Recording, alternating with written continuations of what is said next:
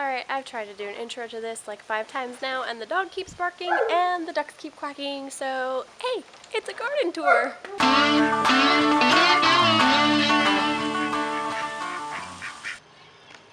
We have lavender and sage. We just got these a few weeks ago from the nursery, and they've transplanted pretty well. They're doing alright. Not growing too big, but they're doing okay. Flowers. Our asparagus, which we're super excited about. We planted pretty much dead crowns a couple years ago. A friend of ours got them from Home Depot, free, apparently. They were just giving them away because they figured they were all dead. And now we have little sprouts. I'm so excited. Our chives that are taking over. Kind of excited about that. I really want to get these going and dry a lot of them this year for baked potatoes and all the good stuff. And our rosemary. I'm excited about this too. We haven't really done rosemary in the past because Ben has hated it before, but I guess it's been long enough since he had to plant them back in his landscaping days, so we've been able to grow some, and I'm excited to get those dried as well. More flowers.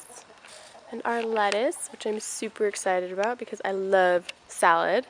My problem is, I don't know if you can see it in there, I have little crunchies out of them. There's a slug in here somewhere and I can't find him because he's eating all of my tiny other little ones too, and I'm so sad. Radishes! It seems to be the only thing we can grow lately. It's the only thing I've had luck with, but they're coming. I don't know, nobody's really got any bulbs on them yet, but they're getting there. And the second wave of radishes. And oh, how exciting! I have spinach. I didn't see this the other day. They weren't here yesterday, so now I have sprouts. Awesome. So we have spinach there, whole box of spinach, hopefully they don't get eaten. And then in here I have cilantro, but nothing's sprouted yet, so we'll see. It's been about a week since I planted, so we still got a little while. And then we saw these yesterday. I have a whole bunch of kale, and why I have so many in one spot is because I dropped a whole bunch. They came out of the packet faster than I thought they would. So I'm excited for that. We love kale, so hopefully we'll get quite a few.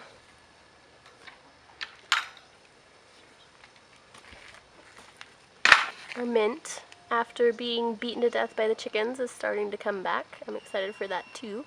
I really love mint tea, so that'll be really good. And we'll dry a lot of that once it takes off. It's been our one consistent plant. We have not been able to kill it, despite it being transplanted and stomped on and dug out by chickens. It's just keeps on kicking, so hopefully we'll get a lot of that this year too. 4 peas, which is not how many I planted. I planted way more than 4 peas, but I only got 4 to come up. The seeds were pretty old, so I'm not that surprised. I guess it's an okay germination rate for 4-year-old pea seeds. I don't know, I'll take them. It's better than nothing. Our new blueberry, because we pretty much killed the other one, it's died. I don't know if it got too hot or didn't have enough water or a combination of both, but we got a new one from the nursery and it's doing really well. You can see all its little flowers. There we go.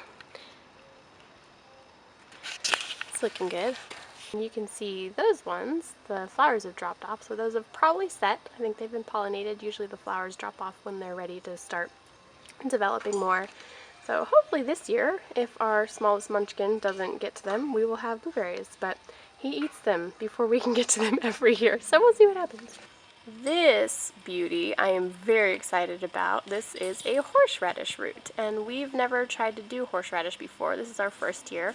We were at the nursery and saw them and said, you know what, you want to get a horseradish? And so we grabbed one, and it is taking off. It was only about that tall when we planted it, and now it's already got these leaves. It's been about 2 weeks, I think, since we planted it, so it's really starting to take off. And we're excited for fresh horseradish around here. This is one of 4 or 5 artichoke plants we have going. We had 2. One got pecked to death by the ducks, and another one was kind of trampled for a little while. So we wound up getting 3 more at the nursery, and then the other 2 we had came back. So hopefully we'll have 5 artichoke plants, but we'll see what happens. You never know around here. Here's the whole shot of our garden. We have 5 beds. They're all about 3 by 5. probably not as big as we should have made them, but we wanted to have good pathways to get in and actually do work. We've had smaller pathways before in previous gardens, and it's just really awkward. So we did smaller beds, bigger pathways, and we're trying to shove vegetables in wherever we can. We don't really have anything growing yet except for the peas. I haven't planted much. We put onions in this bed this weekend, and hopefully they'll sprout in a little while, and we'll have fresh onions this year. And then I planted some beets in the pea bed, but they're not even close to up yet, so we still got a while on that. My favorite part of the day. Uh-oh. We almost had a jumper there. That would have been bad. When you forget to put your apron on, and hey now, you be nice. No apron, one-handed, shirts work. Okay, I wanted to show you guys this. We did this over the weekend. This used to be on the ground, and it gets really, really mucky. It's still a little dirty right now, but it's been about 3 days. It would get so gross because they just stand on it and make a mess in it and get poop everywhere. And everybody's been getting diarrhea, which is kind of gross. It means something's wrong, and it's usually their water or what they're eating, and they're just eating bugs and the feed we give them, and they've never had a problem with that before. So I figured it was probably the water.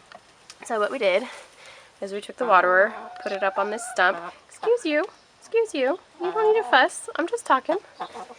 Put it up on this stump, and then took the hog wire and wrapped it around and secured it to where they can stick their little heads in but not stand on it anymore. So it's a little dirty. I'm going to clean it out here in a minute, but that dirt is just from their beaks being dirty and stuff like that. But it has worked great to keep all the muck and gross stuff out of it, which I'm really excited about because that will help them to not be so sick anymore. That will be good.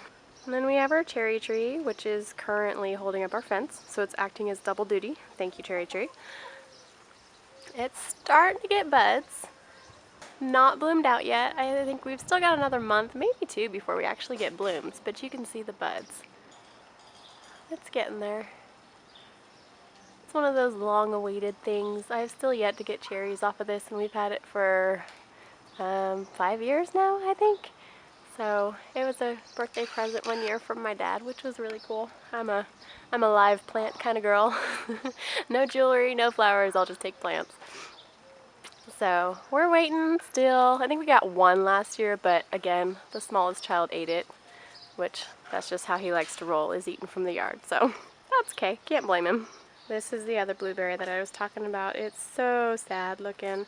It hasn't really budded out. It's got some buds on it, but it hasn't done anything. Nothing's popped out yet. No leaves, no berries, no nothing. It's just kind of a sad jumble of sticks. But we put some manure on it and have tried to get the water back over here. Plus we've had the rain, so that's been good. So we'll see what happens. I don't know if you can see that bud right there, but it popped, so we're doing all right. If it lives, it lives. If not, then oh well, I guess we'll just use our backup blueberry that we got. I'm not sure if we're the right weather for blueberries here. We might be a little too hot, but we've tried it, so we'll see. Experimentation is always a good thing. And if it doesn't work, it doesn't work. We'll just get our blueberries from one of the local farmers instead. This is another experiment we're doing. Ben built this over the weekend. It's just a 2x4 frame with some weed cloth on the back. And then we put the lattice over it and filled one side so far with potting soil. Only one side because we ran out, so the rest will be coming later. And then we transplanted a bunch of my poor lanky seedlings into each hole. We'll see what happens. I was one of those, well, we might as well plant them outside and see what happens because they're not doing very good inside. They got too lanky. They were stretching too far for the light.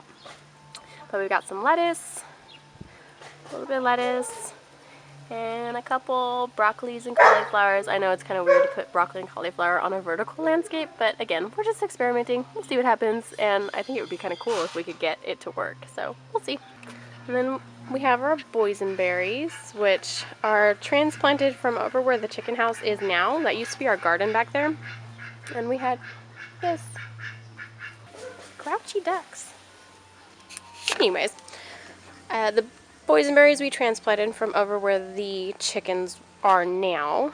And then the chickens got in here and kind of destroyed all the canes that we had before we put up the fence. So we replaced a lot of them. That's a new one. That's a new one. He's an original, and you can see he's got his leaves coming back, and he's doing all right. A little scraggly, but it's coming back. It's the nice thing about berries is they're kind of hard to just kill because the roots will usually come back. And that's a new one. And then Frank, our dog, got in here and took out one that was right there, and he dug. So now we have the shock wire to keep him and the chickens out because the fence apparently was not going to do it. And here's two more of our artichokes. The little one over here is an original one, and that's a new one. So they're both doing really well. This one was a lot bigger from the nursery than that one was when we planted, but the little one's keeping up, so hopefully we'll get a few artichokes this year. They probably won't be very big since it's the first year of transplanting, but you never know. We could get quite a few. And in here, in this tiny little cage that we had to put up to keep the chickens from eating everything, is some dragon chili peppers. These things are crazy hot. I haven't even tried them. My husband likes really, really spicy food, so we have those for him. They're kind of more of a novelty than an actual edible thing, but we've dried them in the past and made really spicy chili flakes out of them, and they're really good. He puts them in everything pretty much for that extra kick, and a little bit goes a long way. So we're hoping this year we get quite a few, and we're going to get a dehydrator so that we can have fresh, dried, super spicy chili flakes. And then down at the bottom, you can see we've got in between those, we have our grape canes going all the way up on our pergola, and when this leaves out during the year, it's so pretty. It's absolutely gorgeous. And last year we actually got some grapes. It's the first year we've actually gotten grapes out of it, which is pretty awesome. They were tiny, but it was better than nothing, and we were really excited to be able to harvest grapes from our backyard. We thought that was really cool. And then in here, these are our potato towers. Ben built these boxes and the 2x4s over them. You can see a piece over here. So there's another box right there.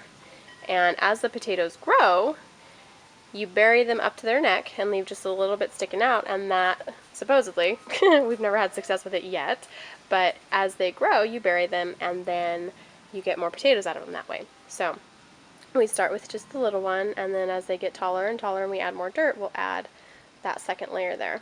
But I had put chicken wire over the box, just laying in there, because the chickens were eyeballing it and I didn't want them getting in there and scratching out all my freshly planted potatoes. So Ben had the idea to make a frame, and then it just slips over there, and then we can just take this off as we need it, as we add dirt, and then add the second layer, add more dirt, and then put this back on top of it, so we don't have to worry about the chickens ever getting in there and scratching it to death, hopefully. And hopefully we'll get potatoes this year. And then this beauty, okay, so there's a funny story that goes along with this. Our neighbor is moving and he's selling his house, and his realtor was talking about him needing to rip out a lot of the trees in his backyard because it's really overgrown, and that might reduce his chances of selling it at a higher price. So we said we'd help him rip out the backyard. But this plum tree was back there, and we've seen it every year. It usually gets loaded down and nobody really eats it. The people that were there before he bought the house were renters, and they never used it. So we've kind of had our eye on this tree for a while, and Ben asked our neighbor if we could just take the plum tree, if he'd mind, and he said no, go for it. So Ben built a box last night out of some scrap lumber, and the boys went over there last night in the rain and dug him out and put him in the box, and he's just going to live in the box now until we move to a bigger place. We're hoping to do that in another year or two.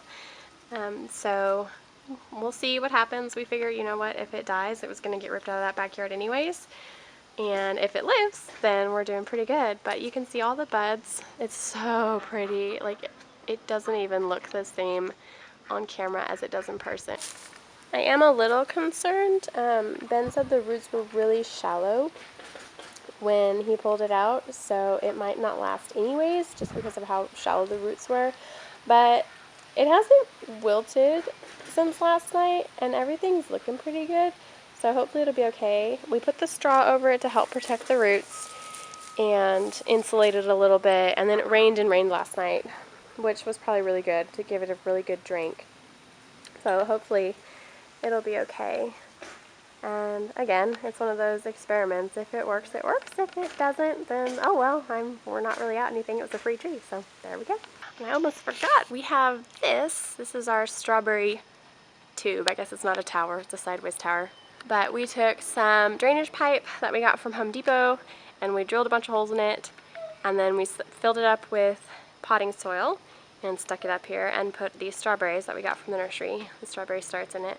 So hopefully we'll get some nice strawberries out of it this year. We did this, and then the next day we had that horrible windstorm, and they all kind of got beat to heck, and they're looking a little sad right now, but nobody's actually died yet. So we're doing all right. They're just gonna get a root introduction into the world, but maybe that'll make for stronger plants and get those root systems going. So I'm really excited for this. I hope it works. I'm concerned a little bit that it's gonna get too hot during the summer, but if it does, I figure we can just pull it down and put it in a shadier spot to where it's not super hot anymore, and hopefully that will help them keep going without getting baked to death.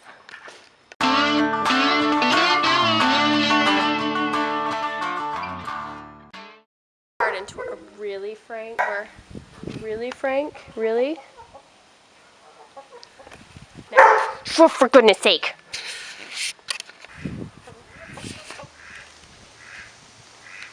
They're like sharks!